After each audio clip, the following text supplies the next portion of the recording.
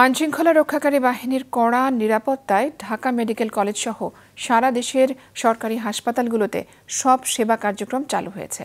স্বাভাবিক সূচিতে চিকিৎসা সেবা দিচ্ছেন চিকিৎসকরা। ঢাকা মেডিকেল কলেজ হাসপাতালের বহির্বিভাগের টিকিট কাউন্টারে আজ ছিল এমন ভিড়। নির্ধারিত সময় সকাল ৮টা থেকে দুপুর ২টা পর্যন্ত।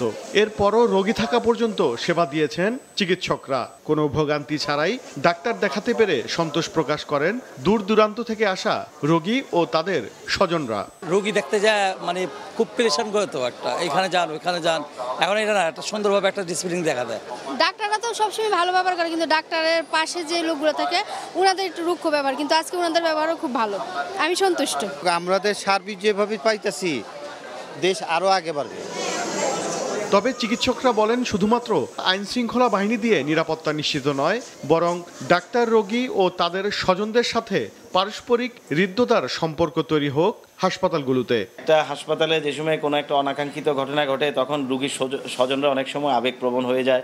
তা আসলে ওনারা যদি বাস্তবতার নিরিখে চিন্তাভাবনা করে একটু সচেতন হন, তাইলে মনে হয় এই ধরনের অনাকাঙ্ক্ষিত ঘটনা থেকে আমরা সবাই মুক্ত থাকতে পারবো। এবং আমি মনে করি যেটা এই ক্ষেত্রে যেটা হবে, চিকিৎসক এবং রোগীদের মধ্যে একটা বা রোগীর স্বজনদের সাথে একটা দৃঢ় সম্পর্ক আশা করি সৃষ্টি হবে, এবং যার ফলশ্রুতিতে এই ধরনের অনাকাঙ্ক্ষিত ঘটনাগুলো থেকে হয়তো রক্ষা পাওয়া যাবে। শুধু বহির্বিভাগেই নয়, অন্যান্য বিভাগেও স্বাস্থ্যসেবা মিলছে স্বাভাবিক নিয়মেই। এদিকে জরুরি বিভাগে আগের মতোই রয়েছে নিচ্ছিদ্র নিরাপত্তা ব্যবস্থা। সেনাবাহিনীর পাশাপাশি বিজিবি, পুলিশ ও আনসার সদস্যের পাহারায় চলছে জরুরি সেবা দেয়া। ওবায়দুল কবির, মাছরাঙা সংবাদ, ঢাকা।